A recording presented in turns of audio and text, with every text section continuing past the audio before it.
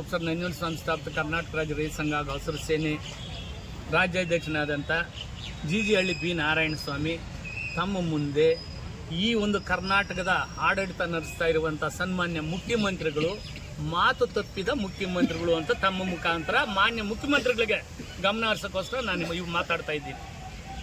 ಉಪಮುಖ್ಯಮಂತ್ರಿಗಳು ಅಷ್ಟೇ ಅಹಮ್ಮನ್ನು ಬಿಟ್ಟು ಏನೋ ಒಂದು ಇದರಲ್ಲಿ ಬಿಟ್ಟು ಇವತ್ತು ಏನು ತಾವು ಚನ್ನರಾಯಪಟ್ಟಣದ ಈ ಒಂದು 13 ಹಳ್ಳಿಯ ಭೂಮಿ 1777 ಎಕರೆಯನ್ನು ಏನು KIDB ಮುಖಾಂತರ ರೈತರಿಗೆ ಹಗಲು ದರೋಡೆ ಮಾಡುವಂಥ ಕೆಲಸ ಮಾಡ್ತಾ ಇದ್ದೀರೋ ಅದನ್ನ ತಕ್ಷಣ ತಾವು ಕೈ ಬಿಡಬೇಕು.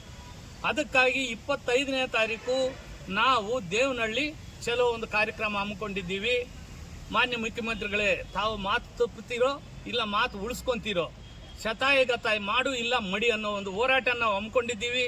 ಈ ಒಂದು ಹೋರಾಟಕ್ಕೆ ಹೆಚ್ಚಿನ ಸಂಖ್ಯೆಯಲ್ಲಿ ನಾವು ಆ ಒಂದು ಹಳ್ಳಿಗರ ಬೆಂಬಲಕ್ಕಾಗಿ ನಿಂತು ನಾವೆಲ್ಲ ಆ ಒಂದು ಹೋರಾಟಕ್ಕೆ ಹೋಗ್ತಾ ಇದ್ದೀವಿ. ಸರ್, ಸಿದ್ದರಾಮಯ್ಯ ಏನು ಹೇಳಿದ್ರು ಸರ್ ನಿಮಗೆ? ಸರ್, ಆವತ್ತು ವಿರೋಧ ಪಕ್ಷದಲ್ಲಿದ್ರು, ಇವರು ಆಡಳಿತದಲ್ಲಿ ಇರಲಿಲ್ಲ. ಯಾರು?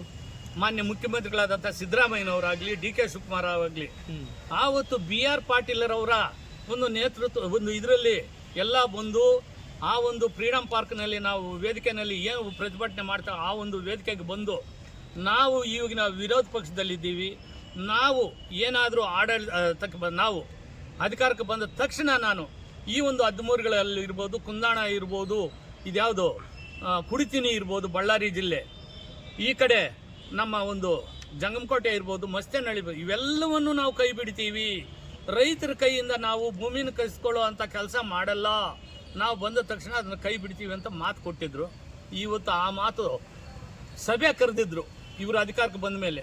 ಆ ಒಂದು ಸಭೆಯಲ್ಲಿ ನಾವು ಈ ಒಂದು ವಿಚಾರನ ಅವ್ರ ಮುಂದೆ ಇಟ್ಟಾಗ, ಆವತ್ತು ನಾವು ವಿರೋಧ ಪಕ್ಷದಲ್ಲಿದ್ದಾಗ ಕೊಟ್ಟ ಮಾತನ್ನ ಇವತ್ತು ನಾವು ನಡ್ಕೋಬೇಕೇನ್ರಿ, ಉದ್ಯೋಗ ಬೇಡವೇನ್ರಿ? ನಿಮ್ಮ ಒಂದು ನಿಮ್ಮ ಉದ್ಯೋಗ ನಮ್ಗೆ ಬೇಡ, ಉಗಿದು ಮಾತಾಡ್ತಾ ಇದ್ದೀನಿ. ಯಾಕೆ ಗೊತ್ತಾ? ನಿಮ್ಮ ಉದ್ಯೋಗ ನಮ್ಗೆ ಬೇಡ. ನಾವೊಂದು ಕೃಷಿ ಉದ್ಯೋಗನೇ ನಮಗೆ ಸಂತೋಷವಾದಂಥ ಜೀವನ ಕೊಡ್ತಾ ಇದ್ದೆ. ನಮ್ಮಿಂದ ನೀವೆಲ್ಲರೂ, ನಿಮ್ಮಿಂದ ನಾವಿಲ್ಲ.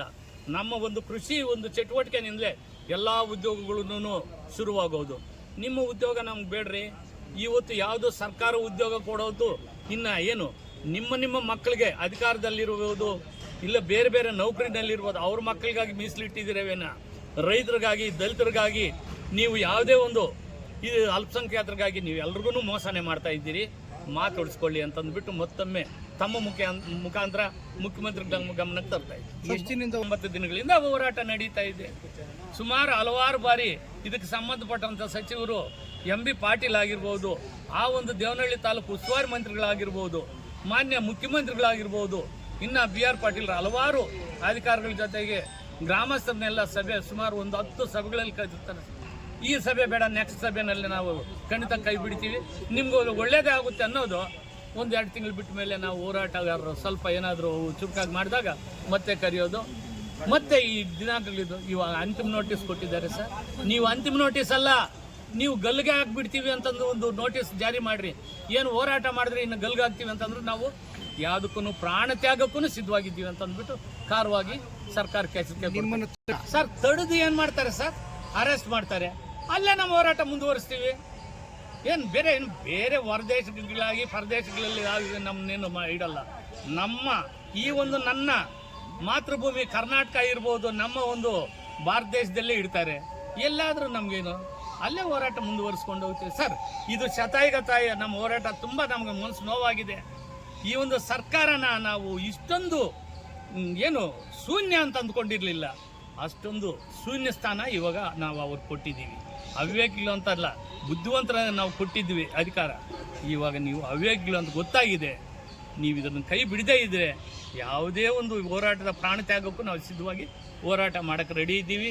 ನೀವು ಅರೆಸ್ಟ್ ಮಾಡ್ತೀರಾ? ಪೊಲೀಸ್ನವ್ರಿಗೂ ಹೇಳ್ತಾ ಇದ್ದೀನಿ. ಯಾಕಂತಂದರೆ ಕೆಲವರು ಹೃದಯ ಶಸ್ತ್ರಚಿಕಿತ್ಸೆಗೆ ಒಳಗಾಗಿರೋರು ಹೋರಾಟಗಳಲ್ಲಿದ್ದಾರೆ. ಅದರಲ್ಲಿ ನಾನು ಒಬ್ಬನು. ಇನ್ನೊಂದು ನಾವು ಅಂಗವಿಕಲನು. ಆದ್ರೂ ನಾನು ಸರ್ ಹೋದರೆ ಎಷ್ಟು ಬದುಕಿದ್ರೆ ಎಷ್ಟು. 1180 ದಿನಗಳಿಂದ ತುಂಬ ಘಾಸಿಯಿಂದ ಅವ್ರ ನೋವು ಕೇಳ್ತಾ ಇದ್ದಾರೆ. ನನ್ನ ಒಂದು ಜೀವಕ್ಕೆ ನಾವು ಅಷ್ಟೊಂದು ಘಾಸಿ, ಯಾವುದೇ ಪ್ರಾಣ ತ್ಯಾಗಕ್ಕೂ ನಾವು ಸಿದ್ಧವಾಗಿದ್ದೀವಿ ಸರ್. ಹೆಚ್ಚಿನ ಸಂಖ್ಯೆಯಲ್ಲಿ ಈ ಹೋರಾಟಕ್ಕೆ ಭಾಗಿಯಾಗಲು ಎಲ್ಲರಲ್ಲೂ ಕೈ ಮುಗಿದು ಎಲ್ಲ ಸಂಘಟನೆಗಳು ಒಗ್ಗಟ್ಟಾಗಿ ಬರಬೇಕು ಅಂತ ನಾನು ಈ ಹೋರಾಟಕ್ಕೆ ಎಲ್ರಿಗೂ ಕರೆ ಕೊಟ್ಟು, ನಿಮ್ಮ ಒಂದಿಗೆ ಚನ್ನರಾಯಪಟ್ಟಣದ ಎಲ್ಲ ನನ್ನ ಆತ್ಮೀಯ ಅಕ್ಕ ತಂಗಿಯರೇ, ಅಣ್ಣ ತಮ್ಮಂದ್ರೆ, ನಿಮ್ಮೊಂದಿಗೆ ನಾವಿದ್ದೀವಿ. ಬೇಕೇ ಬೇಕು, ಬೇಕೇ ಬೇಕು.